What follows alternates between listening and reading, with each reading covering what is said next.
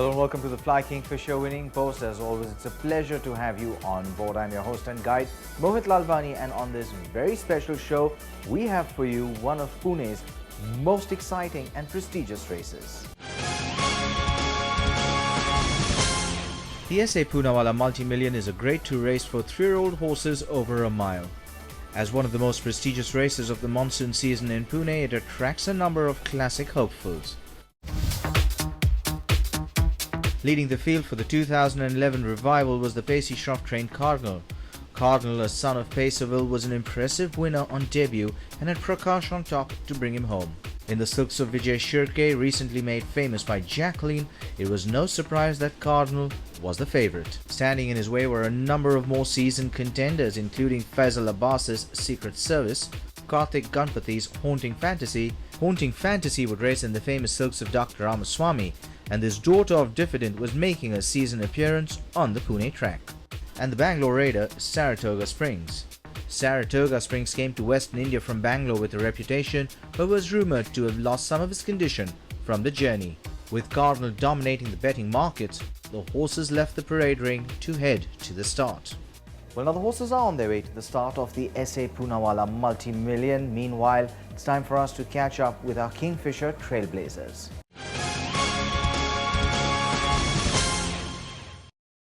The Villusi Poonawalla Gold Cup was created in memory of Villusi Poonawalla, the late wife of Dr. Cyrus Poonawalla, and was for maiden Indian horses that are 3-year-olds. This race, run over 1,000 meters, attracted a field of 8. The 3 main contenders were Mystic Touch, a son of Diffident, trained by Karthik Ganpathy, Flying Kiss, a son of Major Impact, trained by Narendra Lagat, and last but not least, Ashwa Prabir, trained by Sangram Singh Joshi.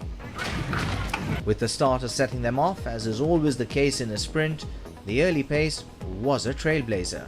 And as they begin to negotiate the home turn, Superhero has got a break of about 2 lengths from Ashwa Prabir, getting closer. A length and a quarter further back, there is El Wonder on the outside towards the Race Highway Express.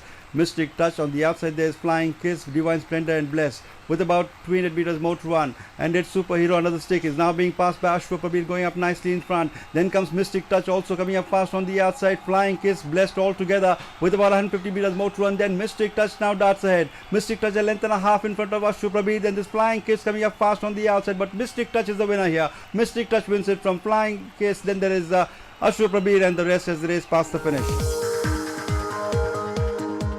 Mystic Touch is a well-bred 3-year-old from the same family as 6 Speed and Cardinal, and is a true Kingfisher trailblazer. Well, I thought Mystic Touch will always run well because in the million previously when she ran, she was up there for up to the last 200 meters, and after the race we found she had a lot of mud in her eyes. So probably that's why she didn't gallop and nobody considered her. But she came good today. The last time she ran with Snowblaze. They were all winners. This time it was a set of maidens, and they had a decent form, but they were not outstanding. It was a very open race.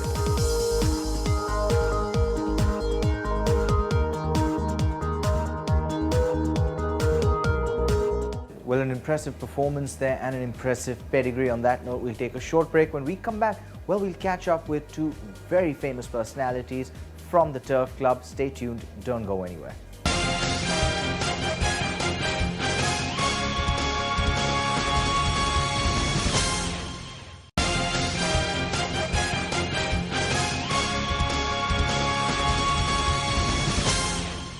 Welcome back to the Flykingfisher winning post. For those of you joining us, we are in Pune for the S10 Poonawalla Multi-Million. And well, the man behind the scenes, the person in charge, is Dr. Cyrus Poonawalla. Mahindra Malia got a chance to catch up with him. What began as an individual stable business venture grew leaps and bounds over the years. And today, Serum Institute of India is a big global player. The man at the helm never let loose his grip on the impetus of the business venture.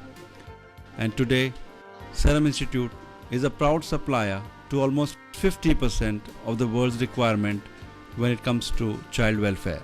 Dr. Cyrus, the man behind the whole venture, is with us today. Welcome to the show. Thank you. Dr. Cyrus, tell us how it all began. When I wanted to start my business career, I knew at that time the king of sports, which my family was passionately involved in, so was I, had no future in a socialist country like India.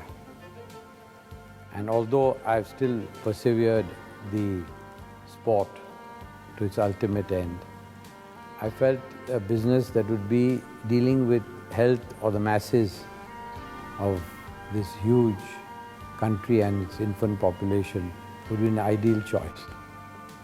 That's how Serum Institute of India was conceived. Incidentally, on the day in which the Villu Poonawalla Gold Cup has been run this week, I must say that the foundation stone was laid by my late wife Villu immediately the following morning of the marriage, which she insisted on doing instead of going on a honeymoon. And she also considered herself to be my Lakshmi. That's how Serum Institute has perhaps gone to this meteoric rise of being the world's largest manufacturer in several pediatric vaccines. How involved was Viru in your business interests? She gave me a lot of support and encouragement, especially when things were not looking up. And she was a very strong believer in prayers, be it Parsi or Tirupati or Sai Baba, everything together. And great source of encouragement and was never a defeatist. Sometimes I used to get demoralized by the attitude of non-cooperation from the government health ministry, but that never deterred her. What was the major step in taking Serum Institute to a higher level? Serum's meteoric rise only started when WHO gave us accreditation, and we got pre-qualified for vaccines such as measles, tetanus, diphtheria, whooping cough, BCG, and later on hepatitis. This gave us an opening for now being able to supply to UN agencies as much as more than 140 countries worldwide. And as you know, more than 1 out of every 2 child that was born in 2010 was administered a vaccine from Serum Institute. This sure must have been a massive expansion. How did you manage to launch on such a gigantic scale? World-class facilities were set up during the period that we started Serum Institute in the late 60s by plowing back all the profits, the company.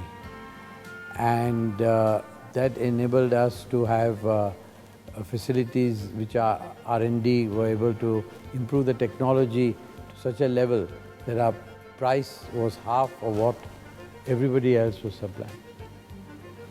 I could have profiteered. I thought it was a humanitarian gesture. I'll give a very low price, high quality product. Don't waste money on advertisement and publicity.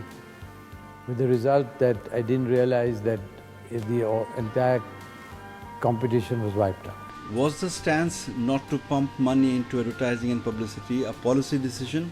Yes, and I wanted the benefit of my philanthropy to go down to the patient instead of the middleman, and therefore I was fighting the doctors and encouraging governments and hospitals to take the product as far as possible directly, so that the benefit would go to the underprivileged children of the world. Does it involve a lot of your personal monitoring of your corporate affairs even to this day? I have a very good team, but they look up to me for almost hands-on as a CEO